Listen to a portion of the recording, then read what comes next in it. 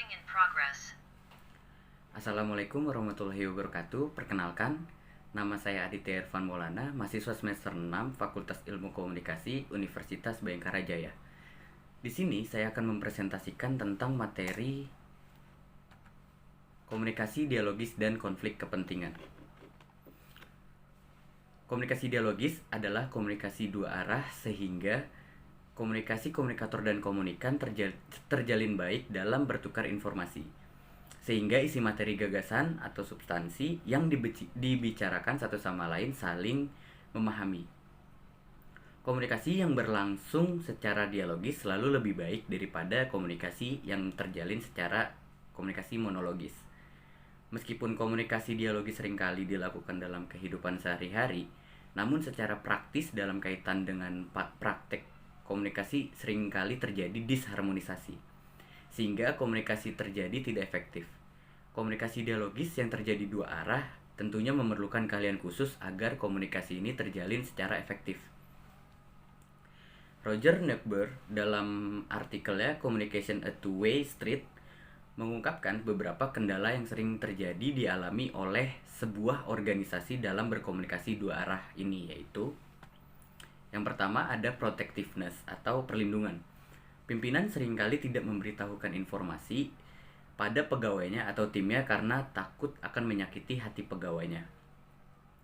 Alasan lain adalah bahwa pimpinan menganggap bahwa informasi tersebut harus dilindungi dan bukan untuk konsumsi pegawai karena pegawai tidak akan mungkin mengerti apa yang disampaikan.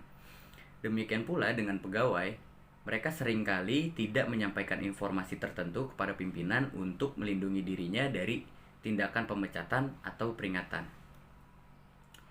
Yang kedua ada defensiveness atau pertahanan. Selain menahan informasi, seseorang juga bisa saja tidak mau menerima informasi atau menolak untuk mendengar informasi yang disampaikan. Hal ini terjadi jika mereka sudah membentuk emosi negatif terhadap orang yang memberi informasi, mungkin karena orang tersebut telah merendahkan dengan kata-kata yang menyakitkan. Yang ketiga ada tendency to evaluate atau kecenderungan untuk menghakimi.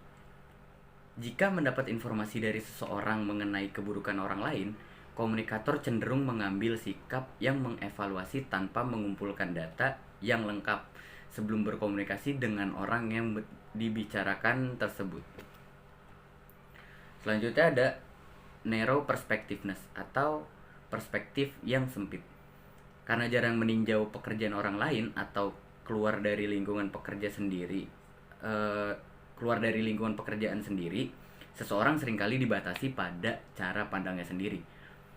Ia tidak mencoba melihat dari sudut pandang orang lain yang sering mengambil keputusan besar yang menyangkut keputusan keuangan strategi operasional, tidak mempertimbangkan detail pelaksanaan pekerja dan sudut pandang para pekerja. Lalu kemudian ada mismatch expectation atau ketidakcocokan dengan harapan, bahwa pikiran manusia seringkali hanya membatasi informasi yang cocok dengan ekspektasinya. Maka muncul masalah karena masalah itu muncul dengan adanya kesenjangan antara fakta yang terjadi di lapangan dan ekspektasi yang ada di pikiran para pekerja. Nah, lalu bagaimana sih membangun komunikasi dialogis? Yang pertama ada mendengar. Di dalam pendekatan konvergensi dalam komunikasi dialogis, pelaku komunikasi lebih disebut sebagai partisipan, di mana kedua belah pihak partisipan harus memiliki kemampuan mendengar yang baik dan benar. Dan penting pula mengatur untuk mendengarkan informasi maupun pendapat yang disampaikan. Setelah mendengar, komunikasi ideologis ini dibangun juga secara terbuka. Terbuka dalam artian untuk mendorong setiap pihak saling terbuka untuk menyampaikan isi gagasan dalam pikirannya. Lalu ada menyamarkan persepsi. Salah satu yang menghambat berlangsungnya komunikasi adalah karena adanya perbedaan persepsi. Oleh sebab itu, diperlukannya upaya untuk menyamarkan persepsi dengan adanya pendekatan konvergensi di dalam suatu komunikasi dialogis ini.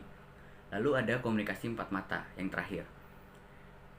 Komunikasi empat mata ini adalah yang terpenting dalam berkomunikasi untuk menjadikan suatu proses komunikasi itu terjalin atau terjadi secara efektif. Nah, Setelah kita membangun komunikasi dialogis tersebut, ada yang namanya etika komunikasi dialogis.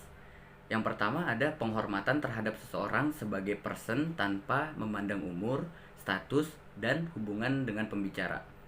Kedua ada penghormatan terhadap ide, perasaan, maksud, dan integritas orang lain.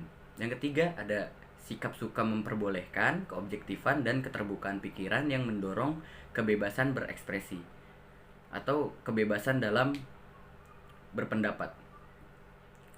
Penghormatan terhadap bukti dan pertimbangan yang rasional terhadap berbagai alternatif. Dan yang terakhir, terlebih dahulu mendengarkan dengan hati-hati, bersimpati sebelum menyatakan persetujuan atau ketidaksetujuan. Lalu ada keterampilan berkomunikasi. Yang pertama, keterampilan berkomunikasi ada namanya penghampiran. Penghampiran merupakan keterampilan dasar dalam setiap proses komunikasi yang bersifat dialogis. Karena seolah-olah penghampiran ini adalah sebuah pembukaan dalam berkomunikasi seperti sapaan dan salam. Lalu kedua ada merangkum. Merangkum ini keterampilannya dinyatakan dalam bentuk respon dengan membuat rangkuman secara tepat. Keterampilan ini dapat dilakukan dengan cara memberi kesempatan kepada pembicara. Ketiga ada bertanya. Bertanya merupakan salah satu aspek komunikasi baik dalam memulai maupun mengakhiri suatu proses komunikasi. Nah, lalu ada konflik kepentingan. Setiap orang yang berkomunikasi pasti memiliki kepentingan, karena komunikasi identik dengan kepentingan. Atau karena setiap sistem dan proses komunikasi mengisyaratkan kepentingan, maka di balik komunikasi ini cenderung selalu terbuka konflik kepentingan. Robbins tahun 1996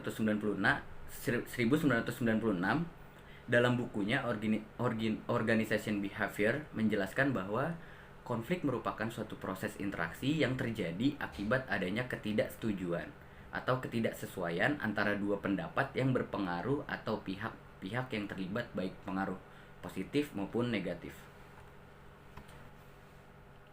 Lalu ada penanganan konflik kepentingan dan etika dalam menghadapi konflik kepentingan. Yang pertama ada penetapan tujuan sedemikian rupa sehingga konflik kepentingan bisa dicegah. Yang kedua, jika konflik tidak dapat diantisipasi, setiap upaya harus dikerahkan untuk mengatasi konflik ini. Yang ketiga, ada jika konflik kepentingan tidak bisa dicegah, maka publik atau klien harus mengetahui akan adanya konflik tersebut.